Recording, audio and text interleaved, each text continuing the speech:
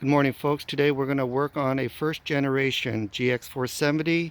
We're going to replace the rear shocks. Okay, the rear shocks was leaking. I can totally tell because every time I turned off the car, the rear would get lower, and then I heard a hissing sound. I looked on the Lexus forums, and one of the things that happen is over the years when these shocks get old, they leak. But when you turn on the car and you drive the car, then the compressor starts working and your car gets lifted again. But when you turn off the key, it gets lower. So today we're going to replace the shocks.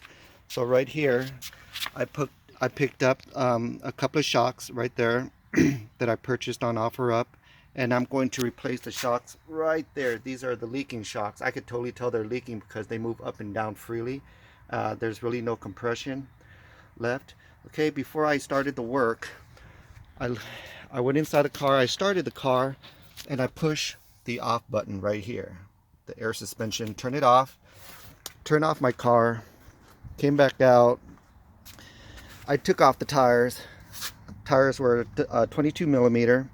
Okay, after I took off the tires, I looked in here and I got all my tools that I needed. I'm gonna need a rubber mallet to hit the shocks out. I'm gonna need an impact gun, okay, because these things over the years might get rusted. I'm gonna need the help of an impact gun. I have a 17 millimeter half-inch drive. I got a 14 millimeter half-inch drive. I also have a 17 millimeter open-end wrench. I got WD-40, and pretty much that's all you need. But before I even got started, what I did was I soaked the top bolt with WD-40, and I soaked the bottom bolt with WD-40. I let it sit there for a good 15 minutes to let it soak in. I did it to both sides.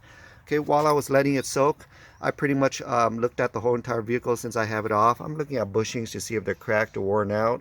I'm looking at my brakes to see if they're worn out, if they need replacing in the future. I'm looking around for any other issues. Okay, I already let my bolts soak for a while already, and I already loosened them up just for the purpose of this video. So I'm going to show you how I removed it. Okay, what I did first was I removed the top bolt. The top bolt was really easy to do. Um, because of the space, I wasn't even able to get a socket inside of here. Okay, so if you have one of these gear wrenches, where you could just slip in there and just ratchet and ratchet without having to take the wrench off, great. I just don't have a 17 millimeter, so what I did was I just used an open-end wrench, and it was really easy to take off, by the way. Okay, soaking in WD-40 did the job. Here it is. I removed it. I set it to the side, and the place that I really love to sit on the side is right here, right on the side steps. Has all my lug nuts and everything so things don't get lost. Okay, since I took the top bolt off, the whole entire shock started to drop a little bit. Okay, what I did was I took an impact gun to the bottom, which is a 14 millimeter. Okay, let's do that right now.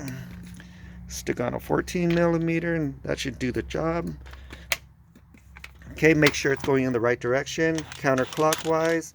Okay, picked up one of these good dandy ones at Home Depot. Oh my god, it is a lifesaver. It's a game changer. Okay, all I did was remove the bottom. Okay, there is no backup wrench needed. Okay, you remove the bottom, which is a 14 millimeter. The top is a 17, the bottom is a 14. Comes out just like that. Let's save it on the side right here.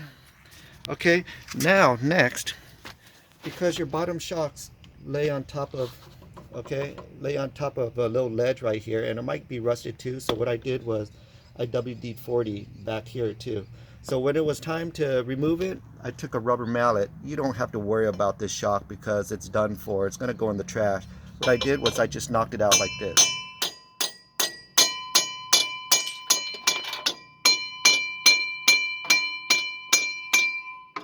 See how the whole thing just starts coming out? Okay, I'm going to need two hands for this. So if you notice, the whole entire thing comes out and the whole entire shock will just drop out. Once it drops out, it'll be fairly easy to do. Just remember, before you do anything, unplug this. Okay, so once it drops out, you're going to see this little clip right here. It goes inside of a little slot right there. Same thing with the other shock that you're going to put in. The other shock has a little clip right here that you're going to put in the hole. Make sure the plugs matches. See that? It's got a little white slot with 4 plugs in there. Look at the old one. right here, white slot with 4 plugs. Okay, so I'm going to need 2 hands to do this. You just remove the shock and you do everything in reverse. Okay, and I always have a floor jack on the side just to help me out a little bit. So what I did was I put the floor jack up there for support. While it's supporting, I knock the shock out. Once I knock it out as far as I can go, I think I can drop the floor jack so I can have more space to put in the new shock. Okay, thank you for watching, guys. This is a first generation Lexus GX470 rear shock replacement.